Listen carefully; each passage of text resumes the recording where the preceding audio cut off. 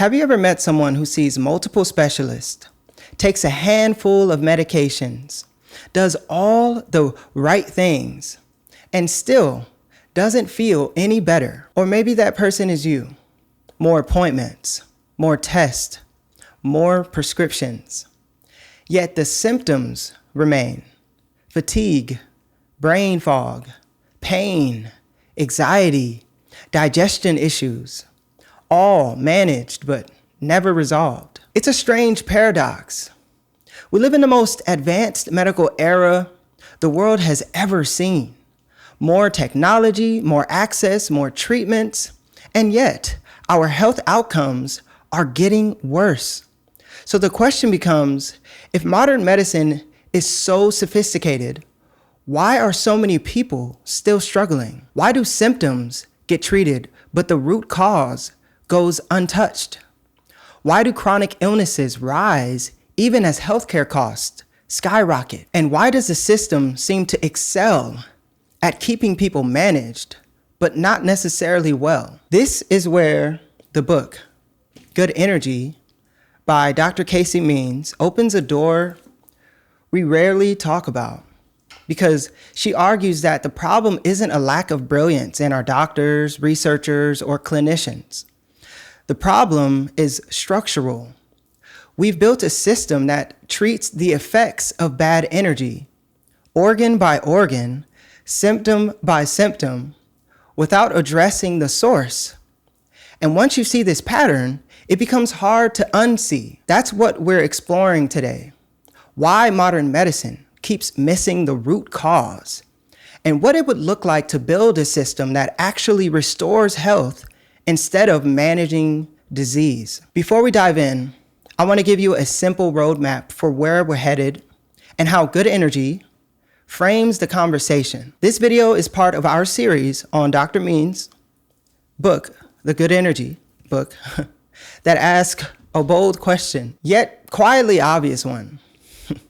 What if the root of almost every chronic condition is the same underlying problem, a breakdown in the body's ability to make and use energy? And today, we're going to explore why modern medicine rarely sees that root and almost never treats it. We'll look at this in 3 parts.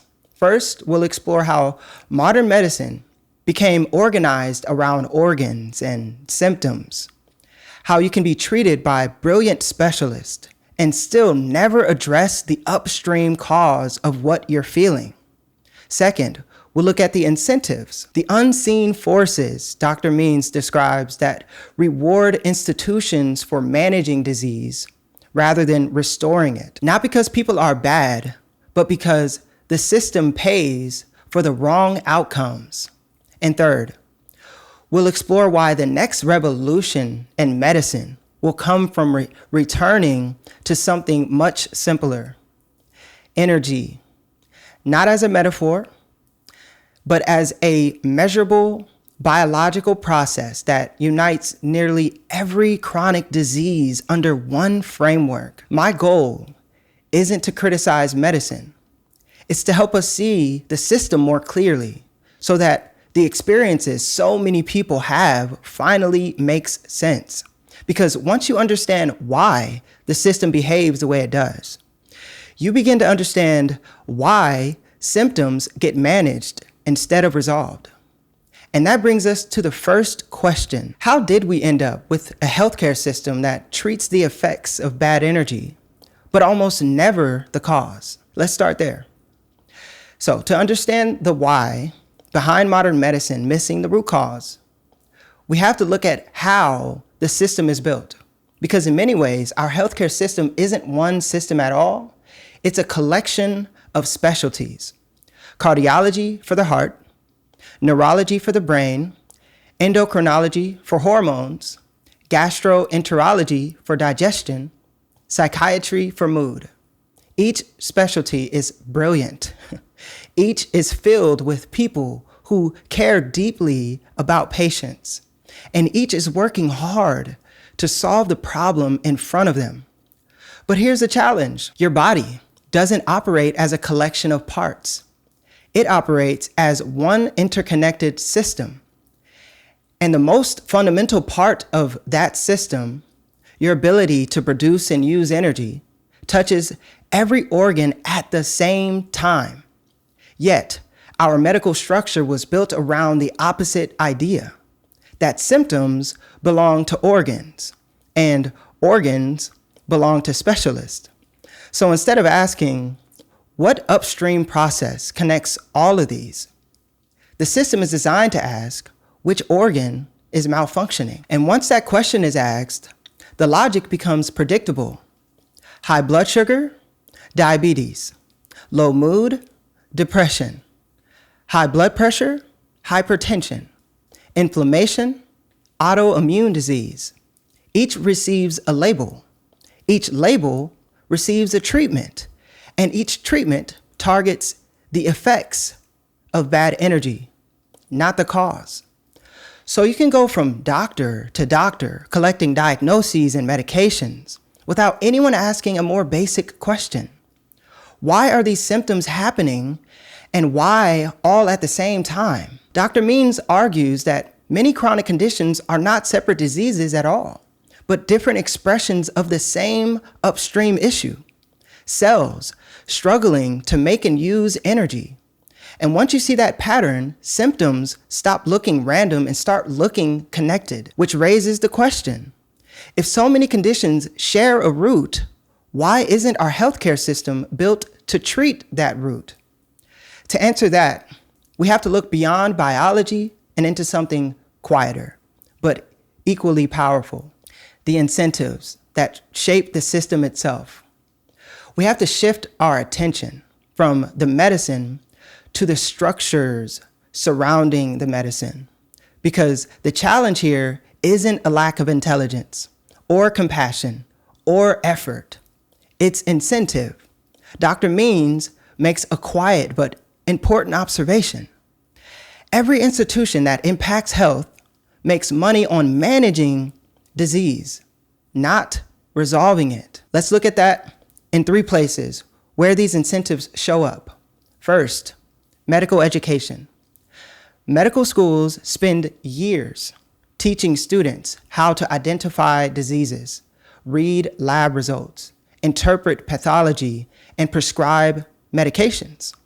But the curriculum often barely touches metabolic health, nutrition, sleep, stress, physiology, or environmental exposures, even though these are the forces that shape bad energy long before a diagnosis appears. And it's not intentional neglect. It's simply what the system values. Our second place to look are insurance companies and hospitals. Both are reimbursed for procedures, tests, surgeries, and medications, not for prevention, not for lifestyle intervention, and definitely not for the time it takes to explore root causes in the first place. So the system pays generously to manage symptoms, but pays very little to keep people well. And systems tend to produce exactly what they're designed to reward. And third, pharmaceutical companies. They play an essential role in healthcare, but their business model is built on long-term medication use, not one-time cures.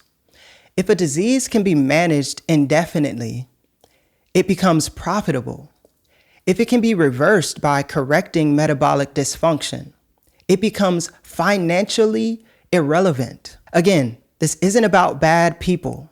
It's about a structure that rewards the wrong outcomes. And when you add these forces together, you get a medical system that is brilliant at controlling symptoms, but rarely addresses the process that creates those symptoms in the first place. So the question becomes, what happens to population health when every institution involved thrives only when disease persists? The answer is simple. You get exactly what we're seeing today. A population with more access to medicine than any other generation in history, and yet steadily declining health. To understand why, it helps to walk through the sequence, step by step. It starts with us, ignoring metabolic dysfunction, the breakdown in how cells create and use energy, because it doesn't fit neatly into any single specialty. No organ claims it, no diagnosis depends on it, so it falls through the cracks. And then symptoms begin to surface. A little fatigue here, a little inflammation there, some mood changes, some cravings, some brain fog. But because each symptom appears in a different part of the body, each gets interpreted as a separate problem. And then we treat those symptoms individually. Fatigue, stimulants or thyroids, high blood pressure, antihypertensives, high blood sugar, diabetes medication, low mood, antidepressants, reflux, acid blockers, pain, anti-inflammatories or opioids. None of these treatments are inherently wrong. See, many people rely on relief, and I get that. But these treatments don't address why the symptoms emerged in the first place. And because the root cause is untouched, more symptoms appear, and the person is referred to more specialists: a cardiologist for the blood pressure, an endocrinologist for the glucose, a psychiatrist for the mood, a rheumatologist for the inflammation, a gastroenterologist for the digestion. Each sees a slice of the picture, but not the whole, and each slice gets its own treatment plan. Therefore, medications increase, complexity increases, side effects increase, and some side effects begin to look like new diseases, weight gain, blood pressure changes, sleep disruption, gut issues, mood swings, hormonal imbalances. So more medications get added just to manage the side effects of the original medication. The next step in this chain is the body becomes more fragmented in the eyes of the system. While the person experiencing all of this feels more confused than ever, lab results might be normal, specialists might be satisfied, but the person still feels unwell. And because the system did everything it was designed to do, the assumption quietly shifts to the patient. Maybe you're just stressed. Maybe it's in your head. Maybe you're not trying hard enough. Maybe you should just accept this as normal. And next, the root cause, the breakdown in energy production, continues to deepen. And because energy is foundational, this dysfunction spreads across tissues and organs like a ripple effect. What began as a mild metabolic strain slowly becomes chronic disease, insulin resistance, hypertension, autoimmune issues, neurodegenerative conditions, depression, chronic fatigue, infertility, obesity, heart disease, not as isolated events, but as interconnected consequences of the same underlying disruption. And this leads to the final step in this cycle. Our healthcare system becomes busier, more expensive, more overwhelmed, while our population becomes sicker. This is not because anyone in the system is doing something wrong. It's because the system is doing exactly what it was built to do. It's designed to manage disease once it appears, not to prevent disease before it begins. It's designed to diagnose problems organ by organ, not to recognize patterns across the whole body. It's designed to incentivize treatment, not transformation. So when you look at the outcomes, they begin to make sense. Chronic disease is rising. Life expectancy is declining. Healthcare spending is exploding. Medications are multiplying. And people feel more confused about their health than ever. Not because they're failing, but because the system does not yet center the one process that underlies almost every condition. Energy, which raises an essential question. If the current approach isn't improving outcomes, what will? And that brings us to the next chapter of this story, the next revolution in medicine, and why it will come from returning to the body's most fundamental process. Dr. Means argues that the next revolution in health won't come from another specialty or another medication or another layer of complexity. It will come from something simpler and far more foundational.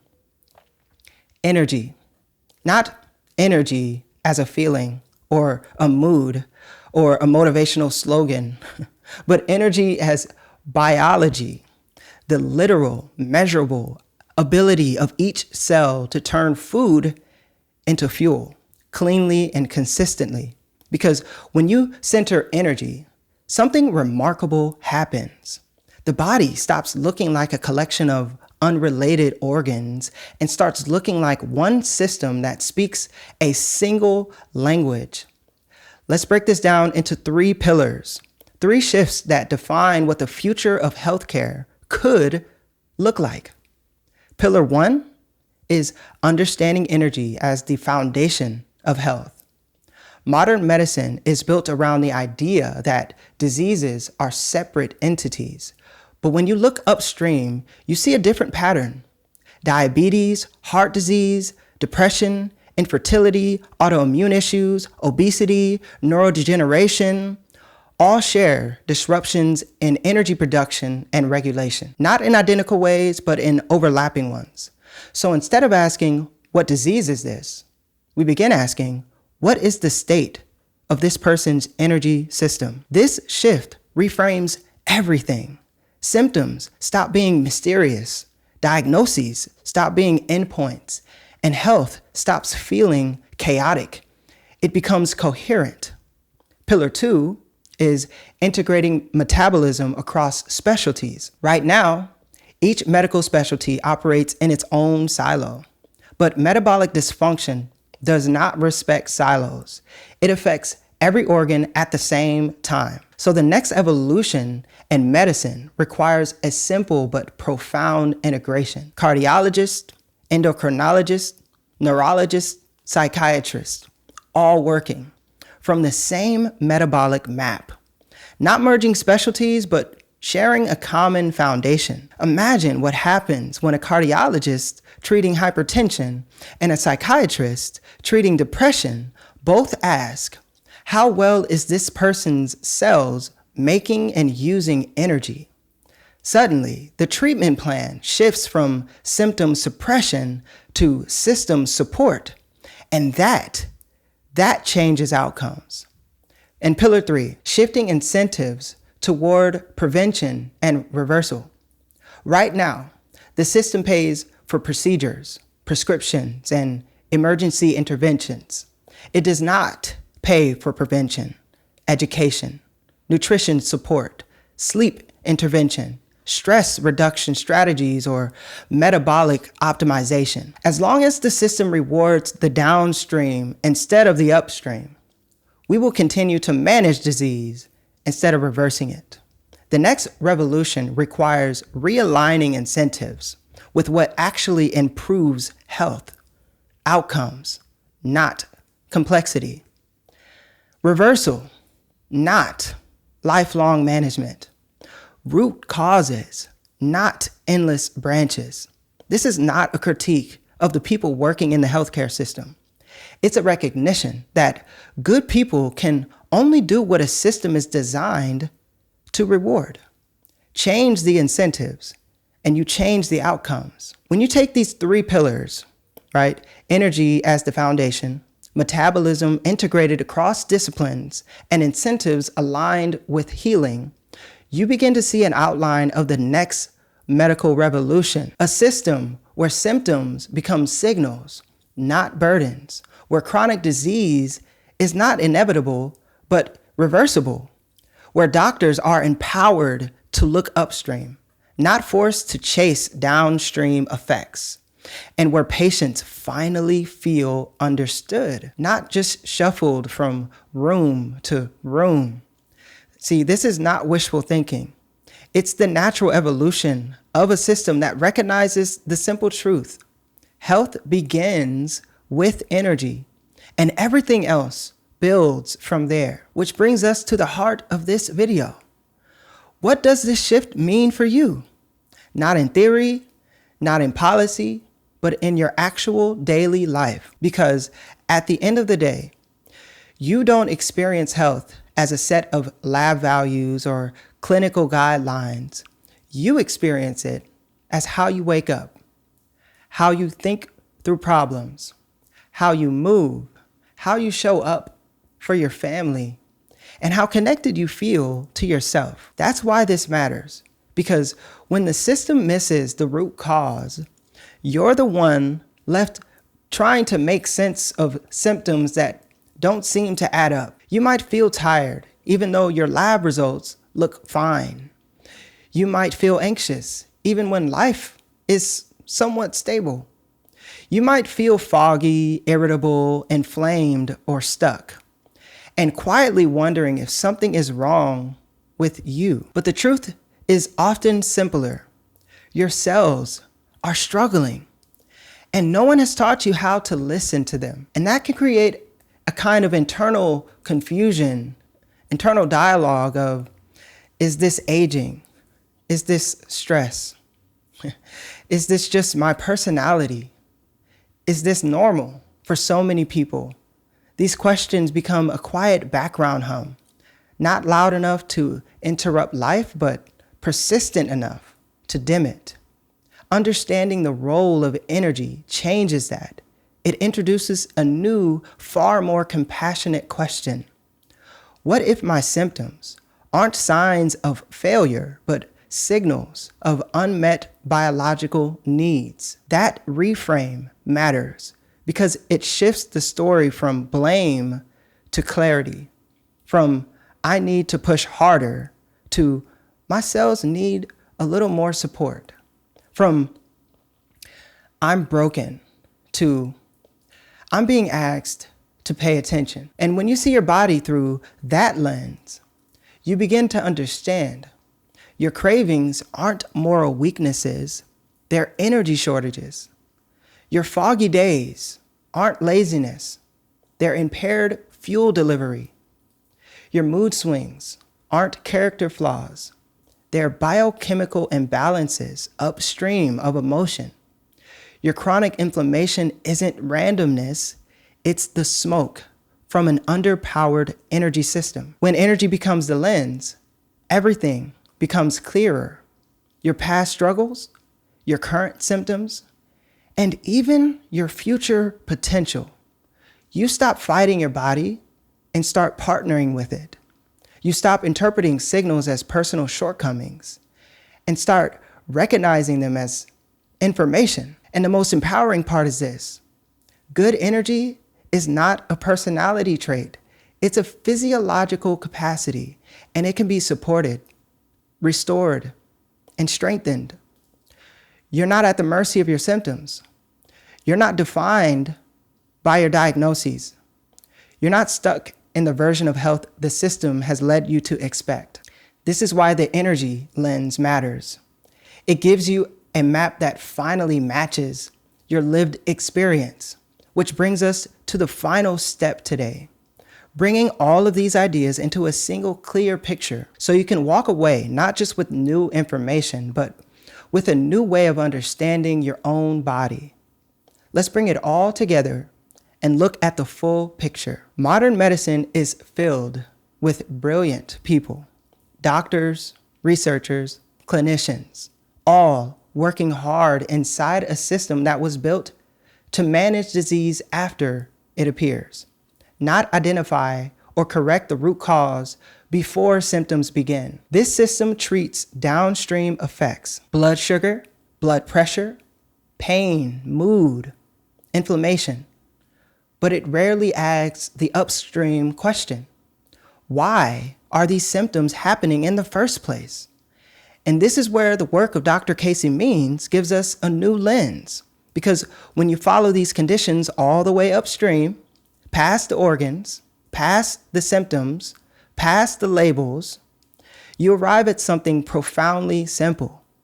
Every part of your health depends on whether your cells can make enough energy to do their jobs. Energy isn't a wellness metaphor, it's biology. It's ATP. It's mitochondria. It's the difference between a cell that thrives and a cell that struggles. So the natural question becomes, what actually happens inside the body when those cells begin to run low on energy? How does an underpowered cell behave? Why does it trigger the immune system? And how does this internal alarm turn into chronic inflammation, fatigue, and widespread symptoms so many people experience today? That's where we're headed next. Because before we explore what's damaging our energy system, which we'll do in a later video, we first need to understand what energy failure looks like inside the body itself. In our next video, we'll open the cell and follow the story from the inside out. What happens when your cells run out of energy? I'll see you there.